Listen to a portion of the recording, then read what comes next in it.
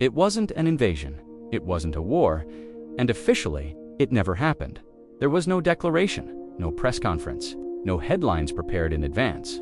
If everything had gone according to plan, no one outside a very small, very quiet circle would have ever known this operation even existed.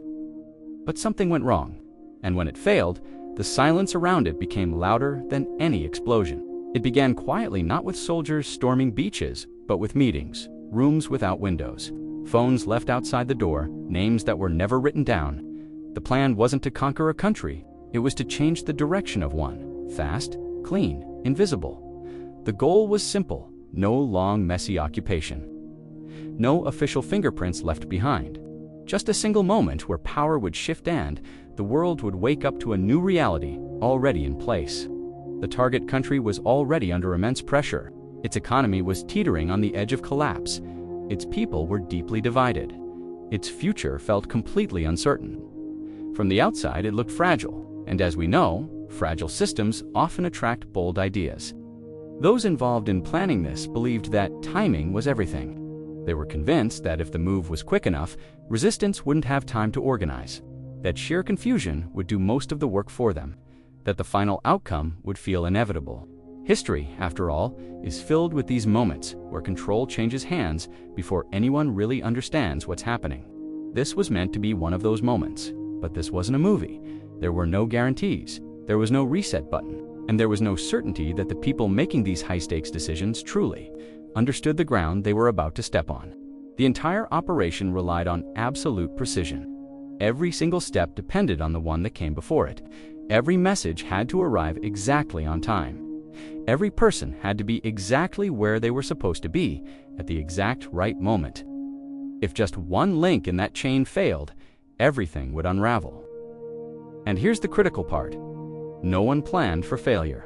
The people on the ground, the ones actually carrying out the orders, were told very little. Some of them believed they were part of something historic, something that would change the world for the better. Others believed they were simply following instructions that came from far, far above them. They didn't know how many other people were involved. They didn't know who had ultimate control. They only knew this once it started. There would be no turning back. But even before the first move was completed, cracks began to form. A delay here, a simple misunderstanding there. Information that absolutely should not have leaked. Did what was meant to stay completely invisible began to cast a shadow, and somewhere, far from the sterile rooms where the plan was so carefully designed, someone realized the truth far too late. This operation was no longer a secret. By the time the rest of the world started to notice that something strange was happening, the story had already escaped the people who wrote it. And when that happens, history doesn't follow scripts, it reacts. In the next part, we'll step inside the plan itself. We'll look at how it was supposed to work, who believed in it, and why so many were convinced it couldn't possibly fail. Because the most dangerous plans aren't the reckless ones. They're the ones that feel certain. On paper, the plan was a masterpiece of subtlety.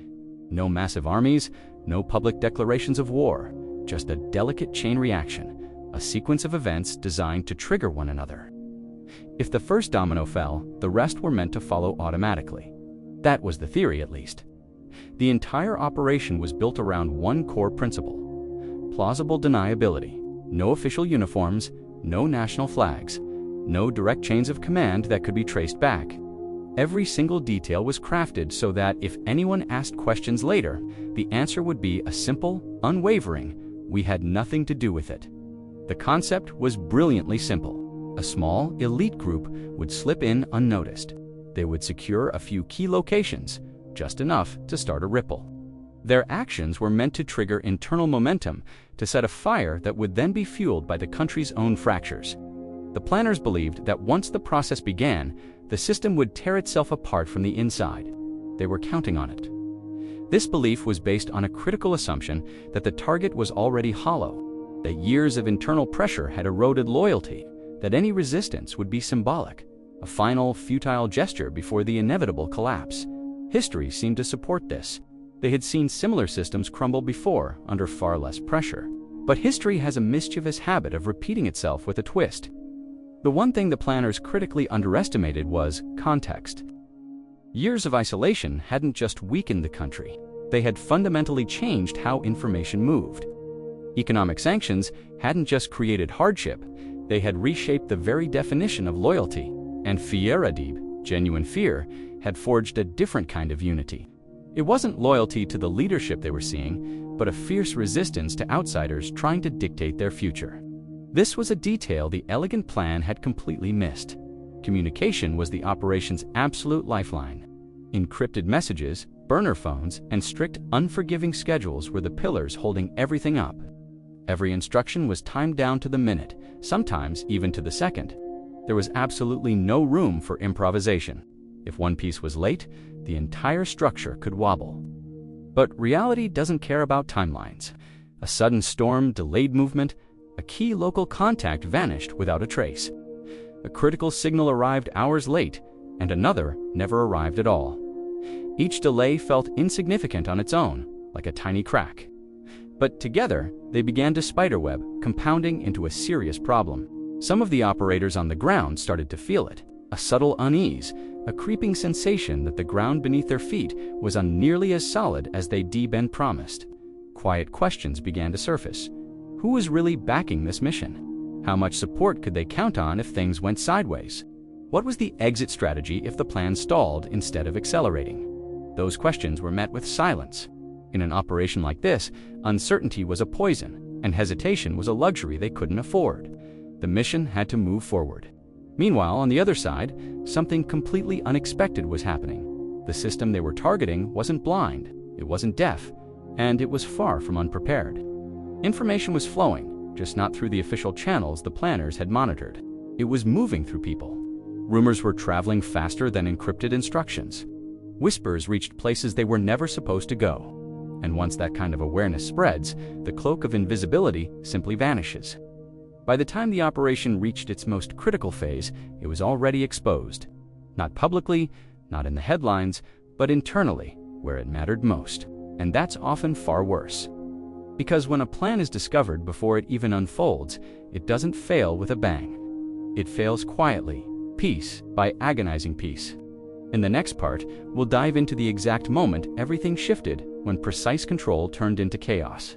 When certainty was replaced by confusion, and when everyone involved realized this wasn't about to become a chapter in the history books, the first sign wasn't gunfire, it was silence. Messages stopped arriving on time, check-ins went unanswered, backup channels stayed dark. In operations like this, silence isn't neutral. Silence means something has already gone wrong. Some teams assumed it was a technical issue, signal interference, battery failure, bad timing. They waited. That hesitation cost them more than any confrontation ever could. On the ground, the environment had shifted. Local movement patterns changed. Roads that were supposed to be empty weren't. Faces that should have been neutral weren't looking away. They were watching. Then came the first confirmation. A contact who was supposed to provide access never showed up. Another was suddenly unreachable, permanently. At that point, the operation fractured.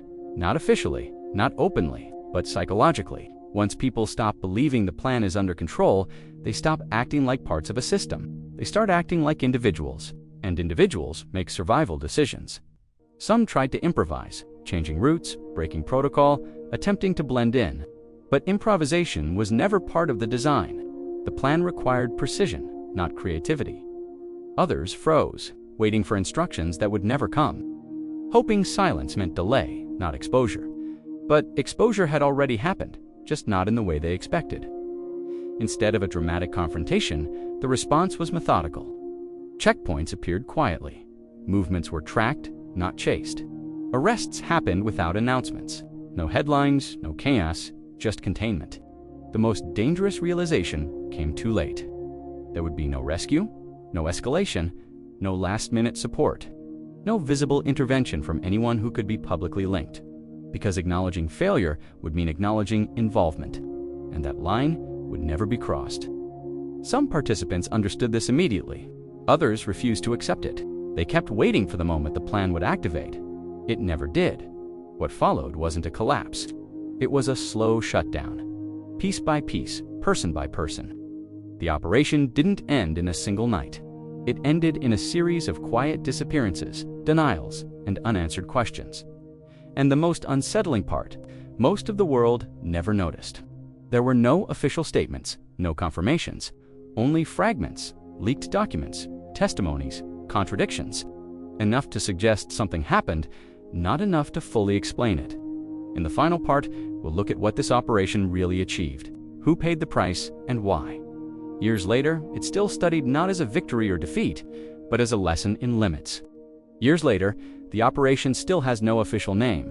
No medals were ever awarded, no victories were declared, and no one ever formally accepted responsibility.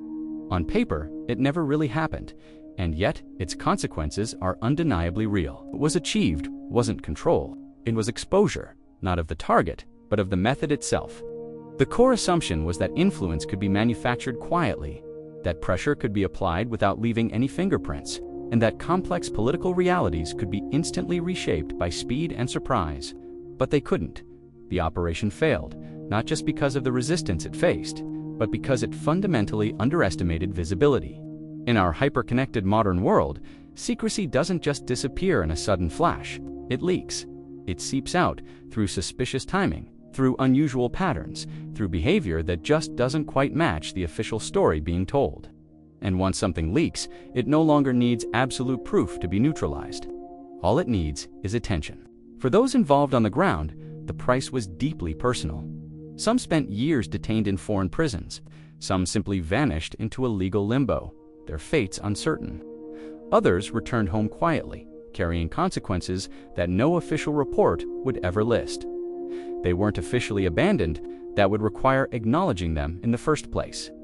They were simply unacknowledged.